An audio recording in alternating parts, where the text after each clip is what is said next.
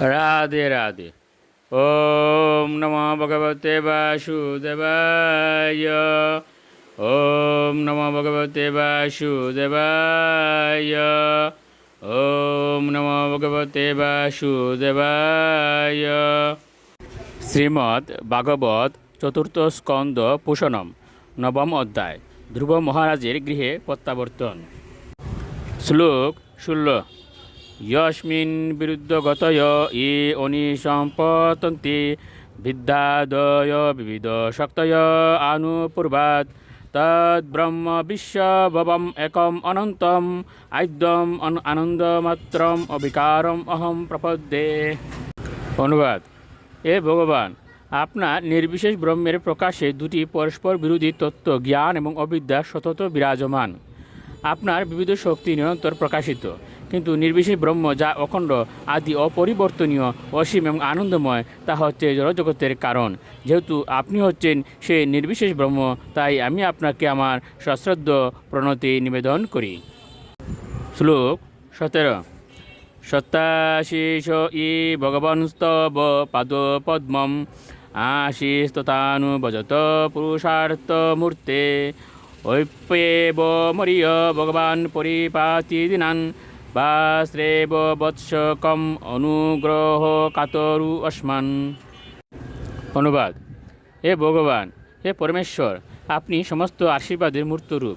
তাই যিনি অন্য সমস্ত বাসনা রহিত হয়ে ভক্তিযুক্ত চিত্তে আপনার শ্রী পাদপদ্মের আরাধনা করেন, তার কাছে রাজপদ নিতান্ত নগণ্য হয়ে যায়। আপনার শ্রী পাদপদ্মের আরাধনা করার এমনই আশীর্বাদ।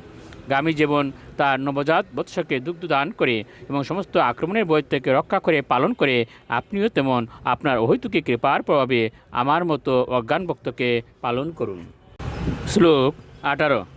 মৈত্রেয় উবাচ অতাবিষ্টুত এবং বৈ সৎসমকল্পেন ধীমতা ভৃতানুরক্ত ভগবান প্রতিনন্দেদমব্রবীৎ। অনুবাদ। মহর্ষি মৈত্রেয় বলেছিলেন, হে বিদুর, সৎ বাসনায় পূর্ণ অন্তঃকরণ সম্মানিত ধ্রুব মহারাজ যখন তার প্রার্থনা শেষ করলেন, তখন ভক্তবৎসল ভগবান তাকে অভিনন্দন জানিয়ে এই কথাগুলি বলেছিলেন। শ্লোক 19।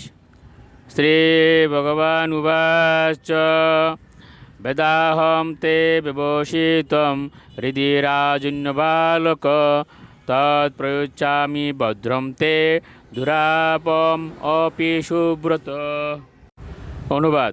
পরমেশ্বর ভগবান বললেন, এ রাজপুত্র ধ্রুব, তুমি পবিত্র ব্রত পালন করেছ এবং আমি তোমার অন্তরের বাসনা সম্বন্ধে অবগত। যদিও তোমার অভিলাষ অত্যন্ত উচ্চ এবং পূর্ণ করা অত্যন্ত কঠিন, তা সত্ত্বেও আমি তোমার সেই বাসনা পূর্ণ করব। তোমার সর্বত্রভাবে মঙ্গল হোক। শ্লোক 20 ও 21। নান্যেরধিষ্ঠিতম ভদ্রম যদ ব্রাজিষ্ণু ধ্রুবক্ষিতি যত্র গ্রহ ঋক্ষ তারানাম জ্যোতিষাম চক্রমাহিতম মেরাম গোচক্রবৎস্তাস্নু পরস্তাৎকল্পবাসিনাম ধর্মুক অগ্নি কশ্যপ শুক্রমুনয় এ বনৌকশ চরন্তি দক্ষিণীকৃত ভ্রমন্ত যৎস তারকা। অনুবাদ। পরমেশ্বর ভগবান বললেন, হে ধ্রুব, আমি তোমাকে ধ্রুবলোক নামক এক উজ্জ্বল গ্রহ প্রদান করব, যার অস্তিত্ব কল্পান্তে প্রলয়ের পরেও অক্ষুণ্ণ থাকবে। সমস্ত সৌরমণ্ডল, গ্রহ এবং নক্ষত্ররাজি পরিবেষ্টিত সেই লোকে এখনও পর্যন্ত কেউ আধিপত্য করেনি। নবমণ্ডলের সমস্ত জ্যোতিষ্ক সেই গ্রহকে প্রদক্ষিণ করে, ঠিক যেমন বলদসমূহ শস্য মারাইয়ের সময় মৃত্যুদণ্ডের চারপাশে প্রদক্ষিণ করে। ধর্ম, অগ্নি, কশ্যপ, শুক্র আদি মহর্ষিগণ অধ্যুষিত নক্ষত্ররাজি সেই ধ্রুব নক্ষত্রকে দক্ষিণে রেখে সতত প্রদক্ষিণ করে। রাধে রাধে।